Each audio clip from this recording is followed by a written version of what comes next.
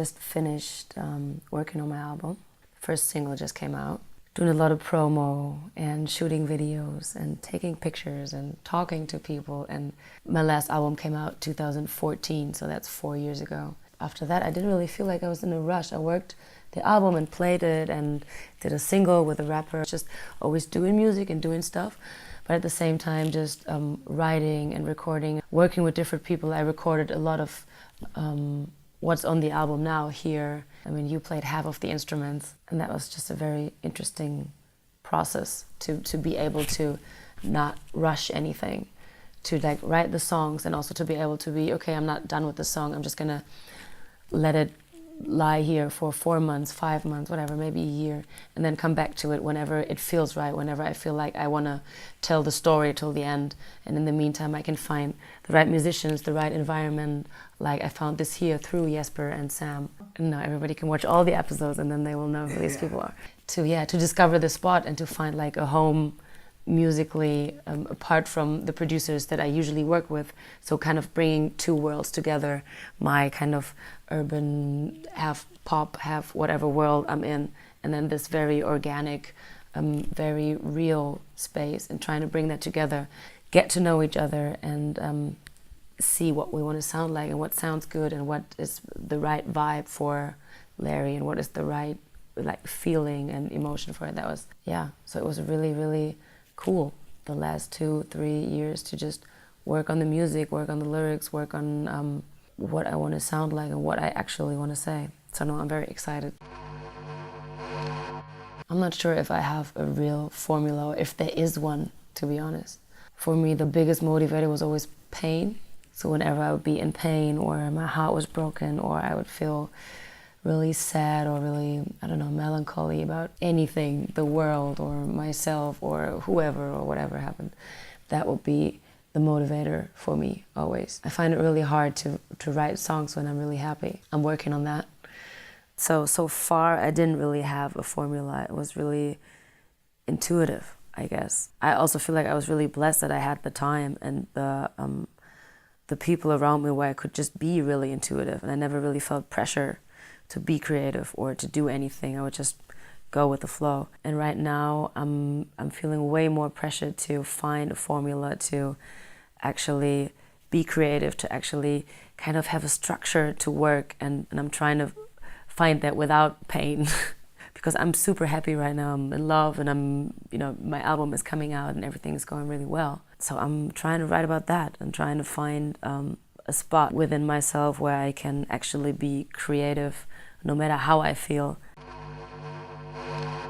I realized through this question, I'm really not so much into objects.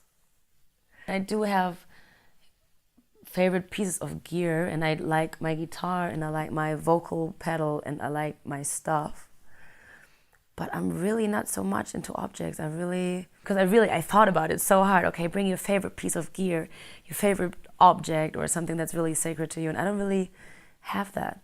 Yeah, I guess I'm not really much of an object person.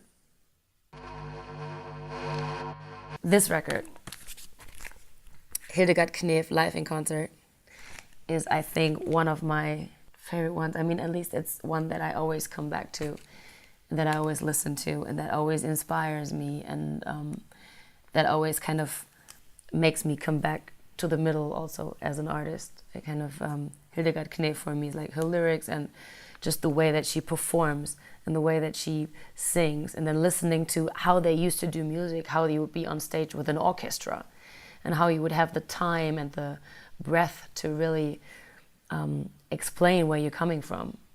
It's amazing to me. You listen to this record and you're like, this is how I want to make music, this is how I want to write, this is how I want to feel on stage, and it touches me.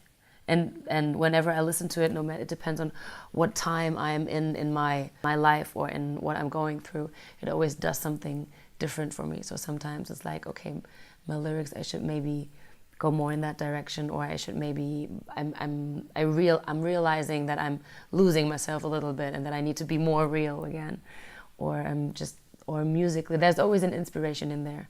So I just love this. I love her, like I love Hildegard Knef, and I love this record. It's awesome.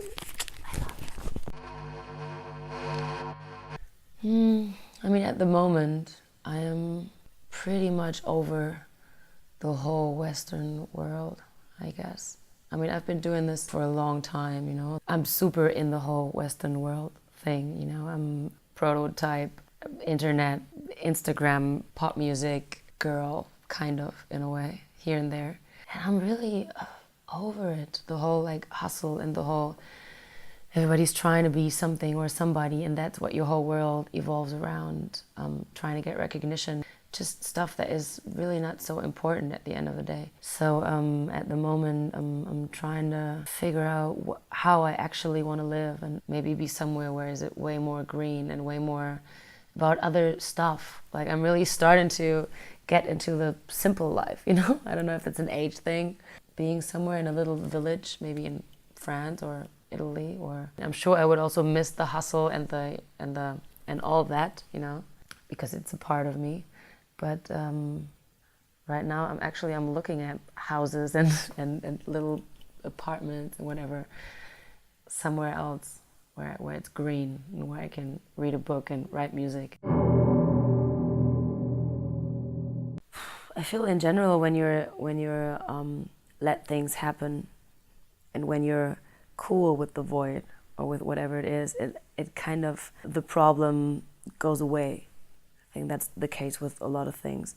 So I feel like always pushing and trying to fill something up is more like fear of yourself, I guess, or dealing with yourself. I mean, I guess because everybody wants to be heard. Everybody wants to be heard, everybody wants to say something, everybody wants a seat at the table. Yeah, but the why is the thing. I think it's not really because they're trying to fill a void, it's just because they want to be recognized and want to be seen by other people, I guess. I mean, we all want that. I want that, you want that. Everybody wants to be seen and wants to be valuable and wants to be important. So I guess it's really hard. And as an artist, you usually, because you have an ego, you have both. You want to be seen, you want to be somebody, but at the same time you have that need to be creative and to do something or say something or sing something, or, you know. And I think it's just really hard to find a balance, because nowadays the other stuff, just being recognized, being somebody, doing something, is so loud, and it's so easy to get that. You always can take the short way to just get that, and then you realize at some point, okay, but that's still not filling the emptiness, and then you need to go the other way and be like, okay, I actually need to sit down and shut my mouth for a second and to just let it come. I feel it's okay if there's nothing sometimes, and I think it should be okay to be able to handle that there's nothing sometimes, and there will be something at some point, always. No fear of the void here.